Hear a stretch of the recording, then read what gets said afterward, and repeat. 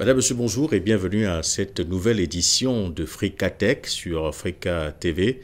Fricatech qui est ce programme que nous dédions aux ingénieurs, à tous ceux-là qui font dans les nouvelles technologies de l'information et de la communication, tous ces génies africains qui créent, qui innovent. Et ce matin, notre invité, c'est un jeune africain, il n'a que 25 ans, il est déjà ingénieur en énergie renouvelable. Tegia Kana Borel est notre invité. Borel, bonjour et bienvenue. Bonjour, monsieur Louis Roger Noanger.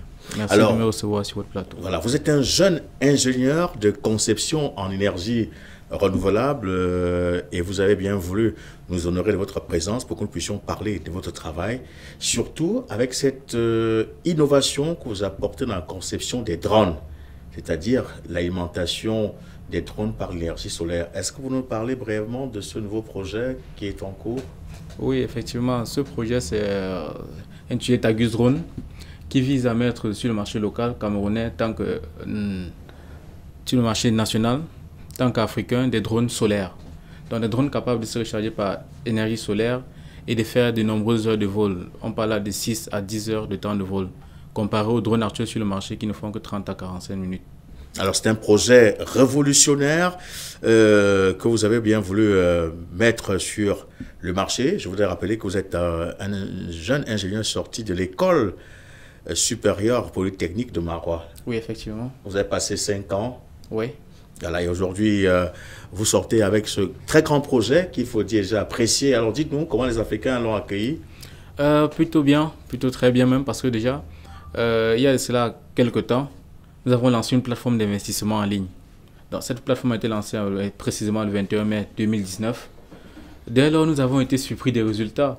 Parce qu'en à peine quelques mois, nous comptons il y a près de 47 pays. On parle ici du Togo, du Bénin, du Burkina, de la France, de l'Allemagne, bref, de nombreux pays qui ont répondu à notre appel d'investissement et qui sont venus investir dans notre entreprise. C'est dit effectivement que nombreux sont les Africains qui croient en ce projet et qui voudraient le voir naître sur notre continent africain. Voilà, vous parlez donc de ces autres Africains qui sont intéressés par votre projet, mais également certains étrangers. Et cette plateforme vous a quand même permis de récolter déjà pratiquement une trentaine de millions de francs, si je m'abuse. Mais vous comptez quand même atteindre un certain seuil pour lancer véritablement le projet. Oui, nous comptons l'objectif visé. Parce que notre levée de fonds, c'est sur 2 ans. L'objectif visé, c'est d'atteindre 500 millions de francs CFA. Parce que l'objectif à terme, c'est de pouvoir mettre une usine de fabrication locale, donc toute une usine qui pourra fabriquer toutes les pièces du drone jusqu'à la conception et la réalisation de ceux-ci. Et cette usine sera implantée où? Au Cameroun, c'est vrai que pour le moment, nous n'avons pas encore décidé de la ville. Mais une chose est certaine, c'est que cette usine sera au Cameroun. Je voudrais, avec les internautes qui le regardent et nos téléspectateurs qui sont friands de ce programme, qui valorisent donc ces jeunes Africains qui créent, qui innovent. Je voudrais donc que nous parlions un peu de ce projet parce que quand on parle de drone, beaucoup ne comprennent pas ce que c'est. Ce sont ces petits appareils volants qui permettent par exemple de réaliser des clips, de prendre des vues aériennes, des vues panoramiques des grandes surfaces. Et que vous, votre particularité, c'est que vous avez on va d'abord parler de 2 premiers modèles. Oui. Et avant de venir maintenant sur les 4 modèles que vous entendez maintenant sur le marché. Alors, 2 premiers modèles de drones, expliquez-nous un peu comment, parlez-nous un peu de son architecture physique. Lorsqu'on regarde, vous avez parlé des drones avec des ailes, d'autres avec des quadrirotors. Des quadrirotors. Alors, c'est quoi concrètement? Donc, déjà, ce qu'il faut rappeler, c'est que sur notre continent, on ne voyait pas jusqu'à récemment la réelle portée des drones. Puisque les drones étaient utilisés avant pour le domaine militaire, mais récemment, il y a donc des drones civils qui sont utilisés tant pour le transport des équipements médicaux, tant pour les prises d'images aériennes. Bref, c'est dit, les drones aujourd'hui sont dans de nombreux domaines et occupent de plus en plus un rang prépondérant. On parle de près de 84 milliards de dollars d'ici 2025, le marché des drones. Donc, il y a donc ces modèles de drones, nous avons parlé des quadrirotors et des ailes volantes. Des ailes volantes, ce sont ces drones qui ont des ailes. Donc, ils sont équipés des ailes.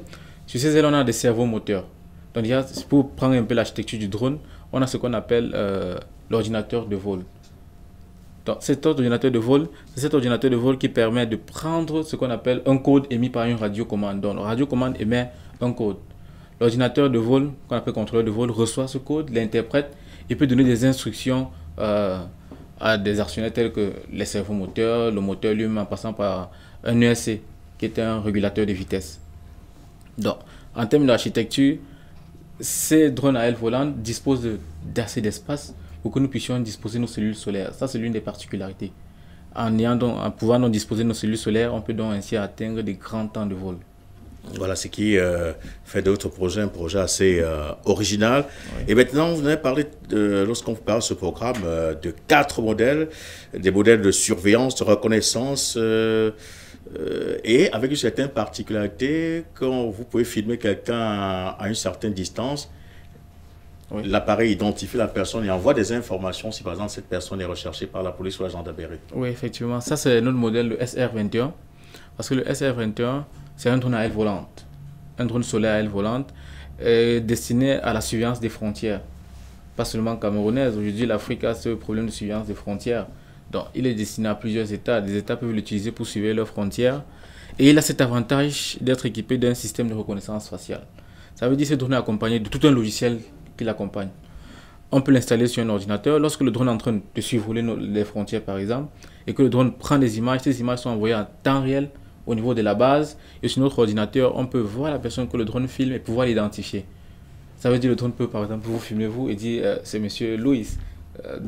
Et ceci permet, par exemple, à l'armée de savoir les personnes qui sont tout autour de leur frontière, de pouvoir trouver une personne qui était recherchée bien avant par l'armée. Donc, on pense que ce système permettrait mieux à nos armées de surveiller nos frontières. Alors, vous avez également notre modèle qui me paraît assez original. C'est ce modèle qui permet, par exemple, à ces populations qui sont dans les zones rurales, qui sont retirées, de pouvoir avoir une connexion mobile en plein temps. Oui, effectivement. Ça, c'est ce modèle, nous l'avons appelé Infinity. Un peu pour résumer son temps d'infinité de vol.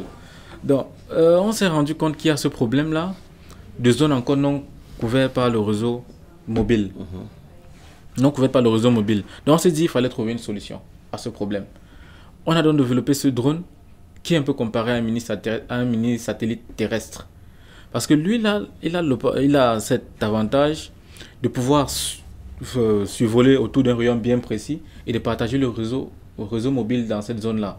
Ceci permettrait à nos zones reculées, comme vous l'avez dit, de pouvoir avoir ces réseaux mobiles. Aujourd'hui, on sait que tout le monde a besoin de téléphoner, tout le monde a besoin d'avoir des nouvelles à l'autre bout du monde.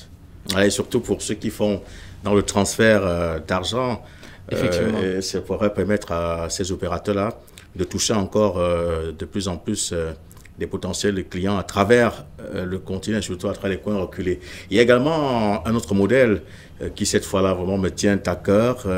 C'est ce modèle qui permet aujourd'hui, par exemple, de résoudre des problèmes de santé, d'envoyer, par exemple, des médicaments dans des zones reculées sans toutefois passer par le transport qui prend parfois des heures. Et on peut m'arriver que des voitures tombent en panne et au bout du compte que le malade que l'on devait soigner ne puisse pas avoir ses médicaments. Vous concevez donc un drone qui pourra permettre de résoudre ce problème? Oui, effectivement. Parce qu'il faut le rappeler, la chose la plus essentielle, c'est la vie humaine. Donc, partir sur cette démarche-là, on a aussi identifié ce problème justement d'accès à certains équipements médicaux. Dans certains centres de santé qui sont éloignés des villes, ont cette difficulté-là d'avoir en permanence certains équipements tels que des poches de sang, des vaccins dans leur centre de santé. Et l'alimentation, généralement, n'est pas chose aisée. Elle n'est pas facile. Ça veut dire, en allant par voie routière, on prend de nombreuses heures et parfois même, le véhicule n'arrive même pas à destination. Et tant bien quand il arrive, c'est avec un grand retard. Ceci peut faire, dans certains cas où on a des urgences, perdre des patients. Et donc, à partir de là, ayant identifié ce problème, on a donc mis sur pied un drone que nous avons appelé ArkevaCare. Ce drone a donc pour objectif le transport d'équipements médicaux. Ça veut dire qu'on peut faire une programmation de vol. On lui dit, tu vas quitter de Yaoundé, tu vas par exemple aller, je prends un cas au Bala. On fait une programmation de vol et le drone il peut le faire tout seul. On met juste, on l'équipe juste si c'est les poches de sang qu'il doit transporter, on met des poches de sang, on le programme et il va tout seul, il lague, il livre, il revient. Voilà. Donc, ce drone-là permettra de faire un gain de temps, un gain financier, parce qu'on réalisera des économies Donc, ceci dit, ce système serait très bénéfique pour notre ministère de la Santé, ou bien du moins pour nos hôpitaux et autres. Et surtout sauver des vies, parce que là, un médicament qui arrive à temps lorsqu'un malade souffre, c'est plus facile qu'il puisse s'en sortir. Il y a également le dernier modèle qui est pratiquement celui que nous avons la coutume de voir lorsqu'on réalise des clips, etc. C'est un autre modèle que vous avez pensé concevoir, certainement avec d'autres particularités? Oui, c'est ce modèle-là, le TaguSnap, c'est son nom, TaguSnap. Donc on s'est dit, puisqu'on veut couvrir le marché, l'idée c'est donc toucher tous les domaines, ne pas laisser un seul domaine couvert par les drones. Donc on s'est dit, donc, il y a un marché d'IA qui est là, on va aussi faire un modèle pour ce marché-là. On a donc fait TaguSnap, qui est un modèle qui prend des images en HD, en haute définition, et ceci peut être pour les applications telles que la surveillance des espaces agricoles, la cartographie, les prises d'images aériennes dans l'industrie du cinéma, de publicité, et des chaînes de télé. Donc, c'est dire ici que ces domaines d'application sont très vastes. Donc, c'est dire effectivement que avec cette nouvelle technologie, on peut véritablement faire beaucoup de choses aujourd'hui. Oui. Maintenant, je voulais qu'on parle, lorsqu'on parle drone, on voit le drone, mais il y a quand même les accessoires, il y a les pièces qu'il faut aller chercher. Est-ce que ces pièces-là sont à la portée? Bon, jusqu'aujourd'hui, il y a ce souci non pas seulement au Cameroun, mais dans plusieurs pays africains. C'est cette dépendance-là, parfois encore, des entreprises étrangères. Ça veut dire qu'on a des technologies que l'on veut fabriquer, mais on se retrouve parfois être obligé d'aller chercher encore des pièces. Et je pense que c'est même c'est l'idée pour laquelle nous avons opté de mettre l'usine de production. Parce qu'en mettant une usine de production, on ne fabriquera pas uniquement les drones, mais aussi les pièces. Et ces pièces peuvent être révalorisées dans d'autres domaines, pas uniquement le domaine des drones. Aujourd'hui, pour les pièces du drone, on arrive à trouver certains équipements localement, mais il y a encore certains équipements que nous sommes obligés de commander à l'extérieur. Et pourtant, avec une usine, on pourra avoir ça, n'est-ce pas, à très bon coût d'ailleurs. Effectivement. Et c'est pour ça que je voudrais que vous puissiez relancer un appel, parce que notre émission ici, c'est de vous permettre également que vous puissiez bien vendre votre projet et que les Africains ou les financiers qui nous regardent puissent, n'est-ce pas, vous apporter leur soutien. Alors, combien faudrait-il pour mettre dans cette usine pour que nous puissions fabriquer nos pièces et ne pas tout dépendre de l'extérieur? Oui, notre premier appel, déjà que nous avons lancé récemment, c'est avoir 500 millions de francs CFA. Nous voudrons avoir 500 millions de francs à partir de cet investissement. Nous pourrons véritablement mettre notre usine sur pied et déjà lancer les activités et pouvoir fabriquer quelques pièces telles que nous l'avons dit. Maintenant, je voudrais déjà remercier les nombreux Africains qui ont répondu présent à notre appel, qui ont de façon modeste, à leur façon, contribué à ce projet parce que beaucoup aujourd'hui ont investi. Nous avons, comme je l'ai dit tantôt, des Togolais, des Béninois, des Centrafricains, des Tchadiens, des Camerounais. Donc beaucoup ont répondu à l'appel. Je voudrais profiter de l'occasion pour vous remercier et rappeler encore à ceux-là que notre investissement s'étend sur 2 ans. Ils peuvent réinvestir de nouveau. Et à ceux qui ne l'ont pas encore fait, nous vous disons que c'est une opportunité unique. Vous avez fait confiance, je prends au projet Africacoin. Aujourd'hui, nous avons ce projet, le drone, TaguSDrone.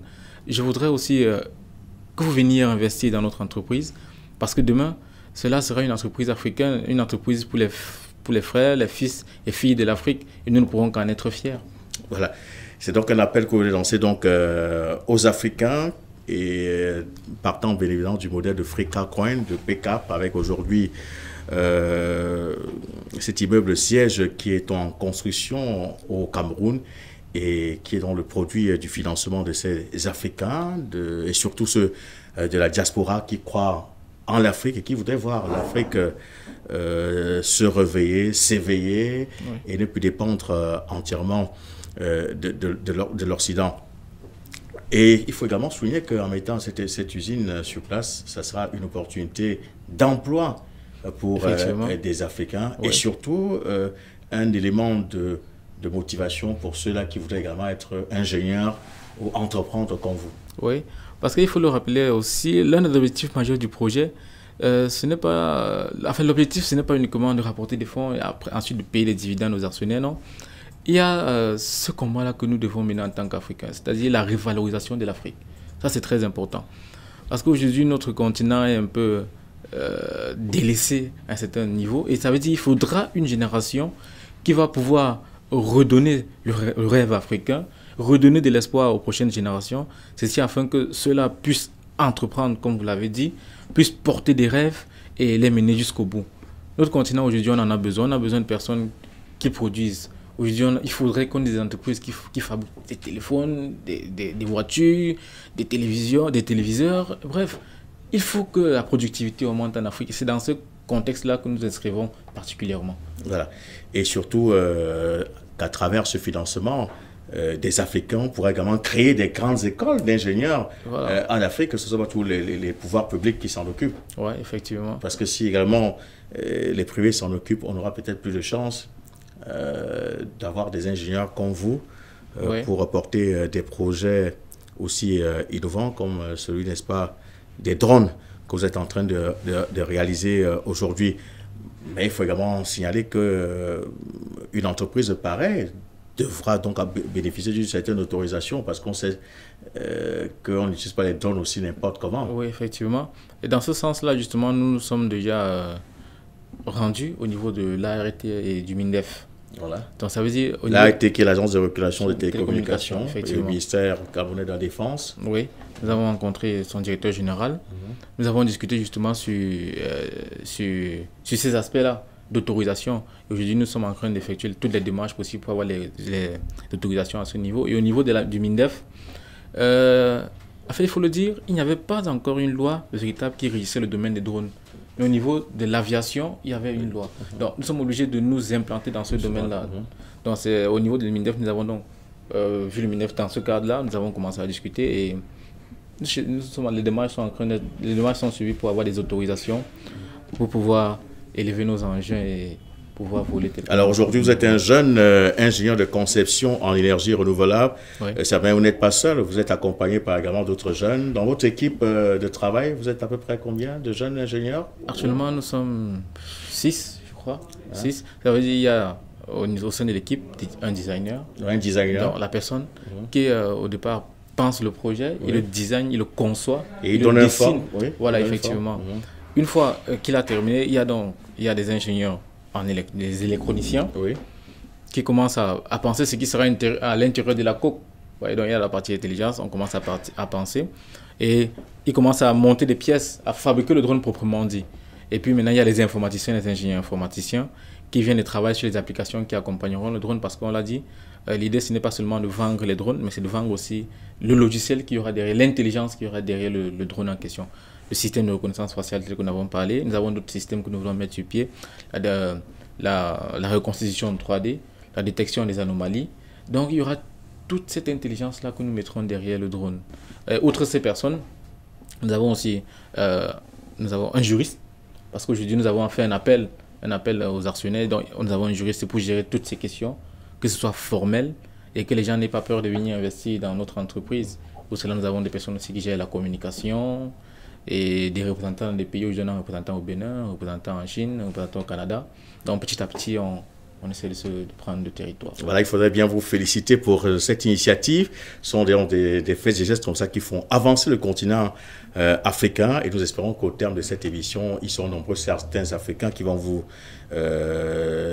accoster, qui vont vous appeler et certainement soit pour vous apporter aussi leur expertise, soit pour vous apporter les financements nécessaires ou même pour parfois de la logistique nécessaire à la mise en œuvre, n'est-ce pas, de ce grand projet. Nous rappelons également à d'autres Africains qui ont des projets dans le domaine des nouvelles technologies, de l'information, de la communication, dans le domaine des énergies renouvelables, de bien vouloir nous contacter, car cette plateforme est donc dédiée à cela. Avant que nous nous séparons, il y a également cette question, n'est-ce pas, de la transparence dans les gestions qui importe beaucoup pour les jeunes entreprises africaines. Est-ce qu'à ce niveau-là, pour éviter des éclatements dus à des malentendus, est-ce que sur ce côté-là, vous avez également mis les garde-fous pour que les uns et les autres, demain matin, ne quittent pas le groupe parce qu'il y a eu une distraction de fonds ou alors une question de malgouvernance?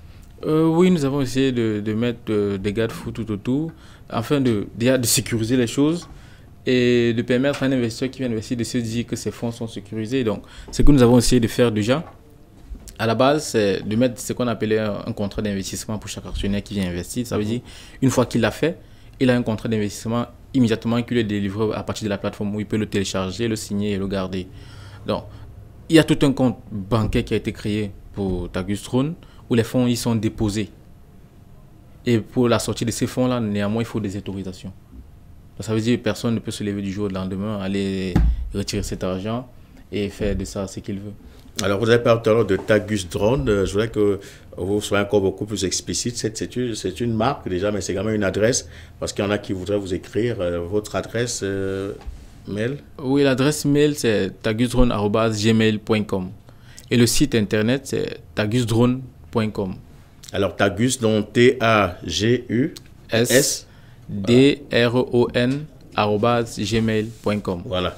Et pour le site, c'est, comme je l'ai dit, Tagusdron.com. Voilà, .com pour ceux qui voudraient donc vous contacter. Or, en dehors de ces projets de drones, vous êtes un ingénieur de conception en énergie renouvelable. Est-ce qu'il y a d'autres projets qui sont en cours? Oui, il y a beaucoup de projets qui sont en cours. Mais ces projets-là, nous attendons de finir ce projet-ci, cette levée de fonds, afin de les implémenter. Vous voyez? Parce qu'on ne voudrait pas se distraire, on ne voudrait pas... Il faut se concentrer, il faut se focaliser sur un seul et un seul projet, voilà. Le concrétiser maintenant avant d'aller à d'autres choses. Avant d'aller à d'autres choses, effectivement. Voilà. On va se quitter. Un dernier mot avant qu'on ne se sépare, certainement à l'endroit de ces Africains qui nous regardent, qui vous regardent et qui voudraient encore davantage vous soutenir. Un petit mot.